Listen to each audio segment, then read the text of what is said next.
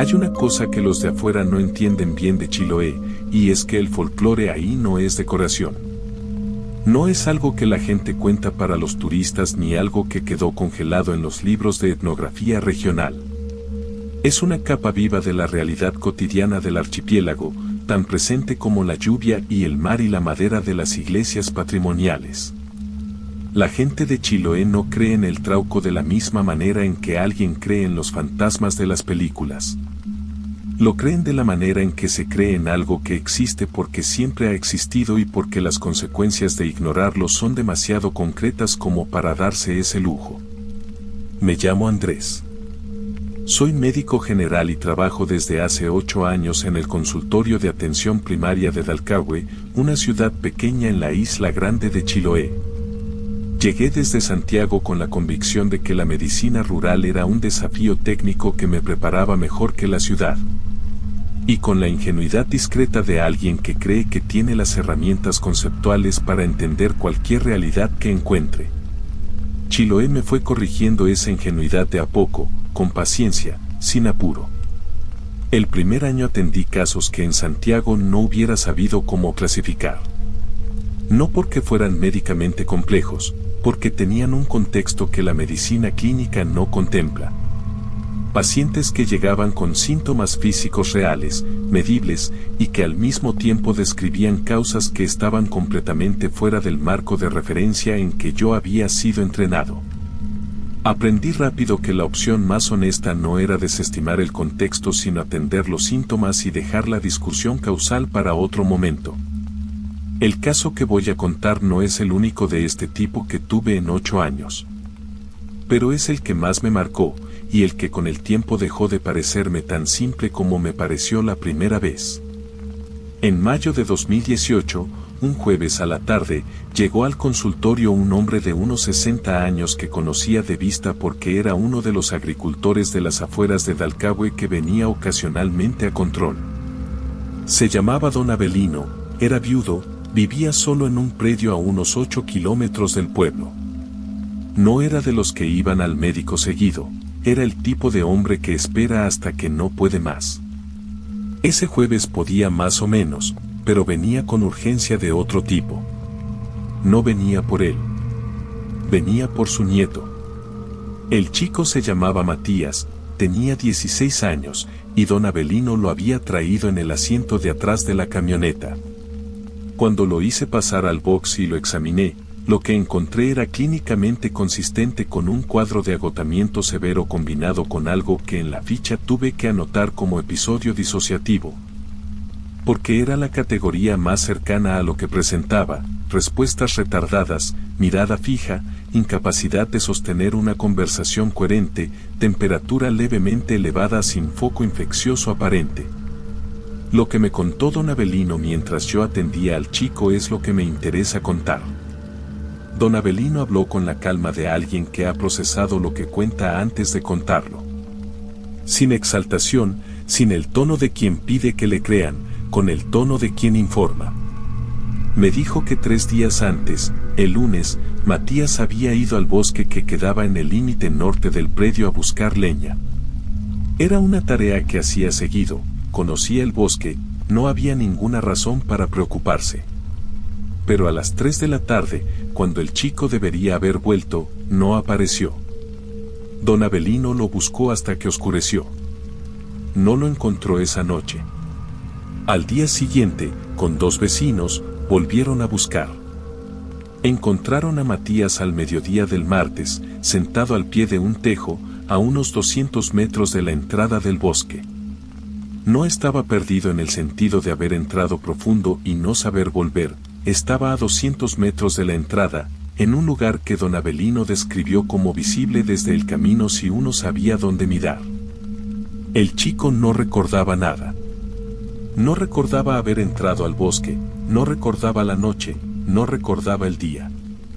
Recordaba haber salido de la casa con el hacha a las 2 de la tarde del lunes y después, sin ningún intervalo subjetivo, estar sentado al pie del tejo con don Avelino parado frente a él diciéndole que todo estaba bien. Habían pasado 22 horas. Cuando lo llevaron a la casa, Matías estaba físicamente en condiciones, no tenía heridas, no tenía signos de hipotermia a pesar de haber pasado la noche en el bosque en mayo. No tenía nada que el ojo clínico pudiera marcar como urgente. Pero su comportamiento era el que yo estaba viendo en el box, retraído, lento, como alguien que estaba presente en el cuerpo pero no del todo en el momento. Le pregunté a don Avelino si el chico había dicho algo, alguna imagen o fragmento, desde que lo habían encontrado. El viejo me miró un momento antes de responder. Me dijo que esa misma mañana, mientras desayunaban, Matías había dicho algo sin que nadie le preguntara. Había dicho que había un hombre en el bosque, que era bajo y que tenía los pies al revés, que había intentado caminar hacia él y que no había podido moverse. Don Avelino no necesitó explicarme qué significaba eso. Yo llevaba 2 años en Chiloé y sabía perfectamente lo que significaba. Los pies al revés. La incapacidad de moverse. El tiempo perdido. Eran los marcadores específicos, reconocibles, del encuentro con el Trauco. El Trauco es una de las figuras más documentadas del folclore chilote y una de las más complejas. No es simplemente un monstruo que asusta, tiene una función dentro del sistema de creencias de Chiloé que los etnógrafos han analizado desde distintos ángulos durante décadas. Es una figura masculina, de baja estatura, con los pies orientados hacia atrás, que habita los bosques de la isla y que tiene un efecto específico sobre quienes lo encuentran, los paraliza, les roba el tiempo. Y en el caso de las mujeres jóvenes, según la tradición, es el responsable de embarazos inexplicables. Es, en el sentido más técnico del término, una figura de poder sobre la voluntad ajena. Lo que me interesa de mi experiencia con Matías no es confirmar ni desmentir la existencia del Trauco. Lo que me interesa es lo que pasó con el chico en los días siguientes. Lo traté con lo que tenía disponible en el consultorio rural: hidratación, descanso, control de la temperatura. Le receté algo para el sueño porque don Avelino me dijo que el chico no dormía desde que había vuelto del bosque. Y le dije que volvieran en 3 días si no había mejora. Volvieron en 2. Matías estaba mejor físicamente pero seguía sin recordar las 22 horas. Lo que había cambiado era esto: había empezado a tener pesadillas, y en las pesadillas describía el mismo elemento de manera consistente. Un bosque, una figura baja, y la sensación de querer moverse sin poder. No había ningún trauma físico identificable que explicara esa persistencia. No había ninguna causa neurológica que yo pudiera diagnosticar con los recursos de un consultorio rural. Lo que tenía era un chico de 16 años con un episodio disociativo sin causa aparente, pérdida de memoria de 22 horas y pesadillas recurrentes con contenido consistente. Lo derivé a un psicólogo de Castro, la ciudad principal de Chiloé, con quien tenía contacto y a quien le expliqué el cuadro con todo el detalle. El psicólogo lo vio 2 veces y me llamó después de la segunda sesión. Me dijo que el chico estaba bien, que iba a estar bien, y que en su opinión el episodio era una respuesta disociativa a algún factor de estrés que probablemente nunca iban a poder identificar con precisión. Me dijo que era un diagnóstico de exclusión, sin otra causa evidente, era lo más razonable. Después hizo una pausa y me dijo algo que no esperaba de un psicólogo con formación clínica universitaria. Me dijo: llevas poco en Chiloé. Con el tiempo vas a ver que algunos casos tienen explicaciones que la medicina nombra de una manera y el archipiélago nombra de otra. Y que a veces las dos son igualmente válidas. Matías se recuperó completamente en unas 3 semanas. Hoy tiene 22 años, estudia en Puerto Montt, y según me contó don Avelino en el último control que tuvo conmigo, nunca volvió al bosque del norte del predio. Nunca le pregunté si recordó algo más de esas 22 horas. Hay preguntas que uno aprende a no hacer en Chiloé. No porque la respuesta dé miedo, sino porque a veces la respuesta tiene más peso del que uno está preparado para cargar.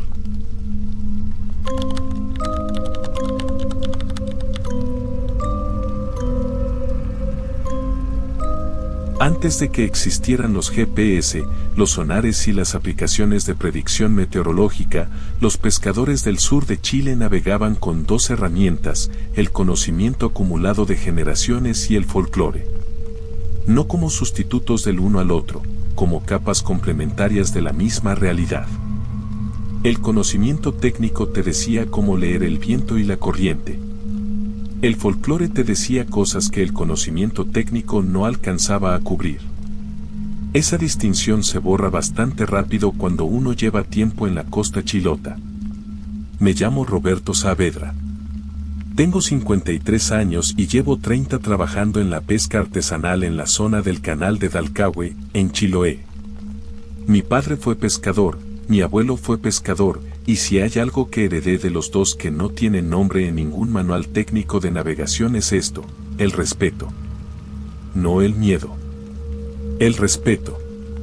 Que es distinto. El miedo te paraliza. El respeto te hace saber cuándo avanzar y cuándo retroceder. Y en el mar austral del sur de Chile, saber retroceder a tiempo no es cobardía, es supervivencia. La pincoya es parte de ese respeto desde antes de que yo naciera. En la tradición chilota, la pincoya es una figura femenina que habita las aguas del sur, especialmente los canales y las bahías interiores de Chiloé. Es una figura de abundancia o de escasez. Cuando baila mirando al mar, los cardúmenes llegan y la pesca es buena. Cuando baila mirando a la orilla, los peces se alejan y la temporada es pobre. Los pescadores la conocen, la respetan, y hay protocolos no escritos sobre cómo comportarse si uno tiene el privilegio o la carga de verla. Yo la vi una vez. Fue en agosto de 2009. Salí de madrugada, a las 4:30, con mi bote de 11 metros y un marinero joven llamado Felipe que llevaba 2 temporadas trabajando conmigo. Íbamos a los palangres que habíamos dejado a unas 3 millas al norte de la caleta, una zona que conocía bien y que en esa época del año daba bien. El canal estaba tranquilo, lo que en agosto es casi un regalo, es el mes más bravo del año en esa zona y una mañana sin viento ni lluvia no se desperdicia. Llegamos al primer palangre cerca de las 5:30, con el amanecer todavía una hora lejos, y empezamos a trabajar. Fue Felipe el que la vio primero. Me dijo mi nombre en voz baja, con el tono que uno usa cuando quiere llamar la atención de alguien sin hacer ruido. Me di vuelta. A unos 80 metros del bote, sobre la superficie del agua, había algo. No voy a decir que vi con claridad una figura femenina de características específicas. Lo que vi, con la luz de la linterna de proa y la oscuridad del amanecer austral, fue una forma luminosa sobre el agua. No luminosa en el sentido de que brillaba, luminosa en el sentido de que era visible cuando no debería haber sido visible. Como si tuviera su propia fuente de luz muy tenue, apenas suficiente para distinguirla del agua oscura. La forma se movía. No de manera aleatoria, con una cadencia que tenía ritmo, que tenía repetición, que se parecía más a un gesto consciente que a cualquier movimiento que pudiera atribuirse a una criatura marina o a una corriente. Me quedé quieto. Felipe también. El motor estaba encendido en punto muerto y el ruido era suficiente para justificar que yo dijera que el oído me podría haber fallado, pero los ojos no. Estuvimos mirando durante quizás 2 minutos. La forma se movía siempre en el mismo sector, sin alejarse ni acercarse al bote. Y en algún momento, sin que yo pudiera decir exactamente cuándo empezó, noté la dirección. Miraba al mar. No a la orilla. Al mar abierto, hacia el norte, hacia donde el canal se abre hacia el Pacífico. En la tradición chilota, eso significa una cosa. Le dije a Felipe que recogiera el palangre que habíamos empezado a trabajar y que nos fuéramos. Me miró un segundo, evaluando si yo hablaba en serio. Vio que sí. Recogimos sin terminar y volvimos a la caleta. Ese día no salimos más. Esa semana la pesca fue la mejor de la temporada en toda nuestra zona. Todos los botes que habían salido ese día volvieron con las bodegas llenas. Felipe me preguntó esa tarde, mientras descargábamos, si yo había sabido antes de salir que iba a ser un día bueno. Le dije que no lo había sabido antes. Que lo había sabido en el canal. No le expliqué más. No hizo falta. Con el tiempo he hablado con otros pescadores de la zona sobre la pincoya. No como si fuera una conversación extraña, es una conversación normal entre gente que trabaja en el mar del sur de Chile. Todos tienen sus propias versiones, sus propias experiencias, sus propias reglas sobre qué hacer y qué no hacer cuando la ves. Lo que más me interesa de esas conversaciones no son los relatos del avistamiento en sí, sino los detalles que siguen. Lo que la gente notó después. Lo que cambió. Un viejo pescador de Kemchi, con quien compartí una tarde de conversa en el muelle hace unos años, me dijo algo que no olvidé. Me dijo que la pincoya no es un ser que aparece para hacer un favor ni para hacer un daño. Me dijo que la pincoya es el mar en una forma que los humanos pueden percibir. Que el mar no tiene intención de ser bueno ni malo con los que trabajan en él, simplemente es, con toda su abundancia y toda su violencia. Y que la pincoya es la manera en que eso se hace visible para quienes saben mirar. Le pregunté si él la había visto. Me dijo que 2 veces. Una vez mirando al mar y una vez mirando a la orilla. Le pregunté qué había pasado la segunda vez. Me miró y me dijo que esa era la temporada en que había perdido a su hermano menor en el canal. Que habían salido juntos, que el tiempo había cambiado de repente, que el bote de su hermano había volcado y que el cuerpo nunca había aparecido. Que esa mañana, antes de salir, él había visto la pincoya mirando a la orilla. Y que había salido igual. Me dijo que esa era la diferencia entre el respeto y el miedo. Que el miedo lo hubiera detenido. Que el respeto debería haberlo detenido también. Que no había aprendido a tiempo la diferencia. No supe qué decir. Le ofrecí un café. Lo aceptó. Tomamos en silencio mirando el canal. A veces el silencio es la única respuesta que no falla. Cuando tenía 12 años, mi abuelo me contó algo que no entendí del todo en ese momento y que tardé 20 años en entender completamente. Me dijo que los muertos que se van al mar no se van de la misma manera que los muertos que se van a la tierra. Me dijo que la tierra guarda lo que le dan.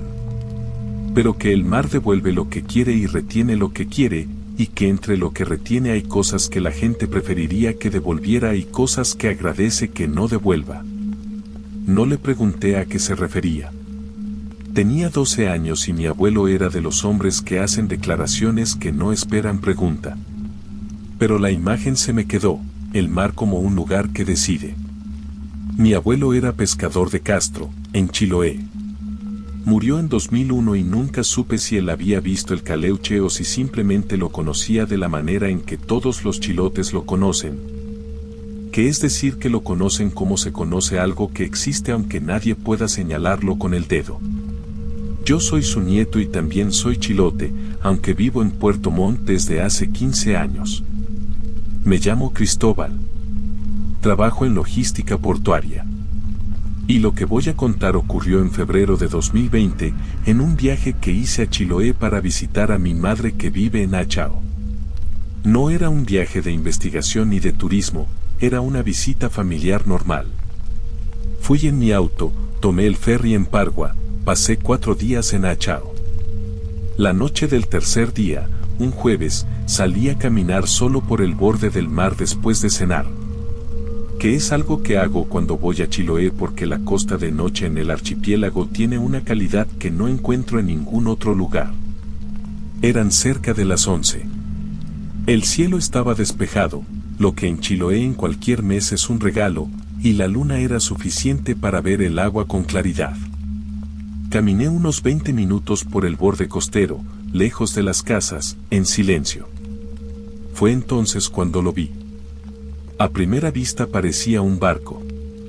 No había ninguna razón para que un barco a esa hora en esa zona fuera algo extraordinario.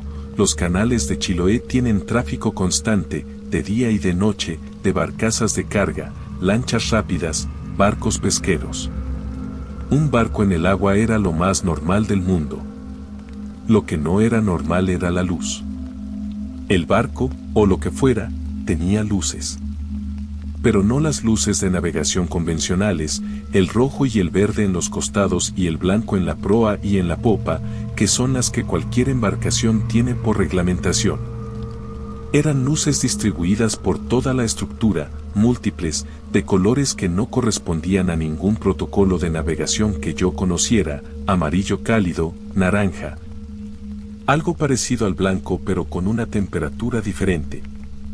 Como las luces de un barco muy antiguo, de esos que usaban faroles. Y el barco no hacía ruido. Eso fue lo primero que mi cabeza registró como anómalo antes de que procesara cualquier otra cosa. A esa distancia, que calculé en unos 300 metros, un barco de ese tamaño debería hacer ruido de motor. El agua transmite el sonido del motor de manera muy clara de noche. No había ningún sonido de motor. No había ningún sonido de oleaje generado por el casco.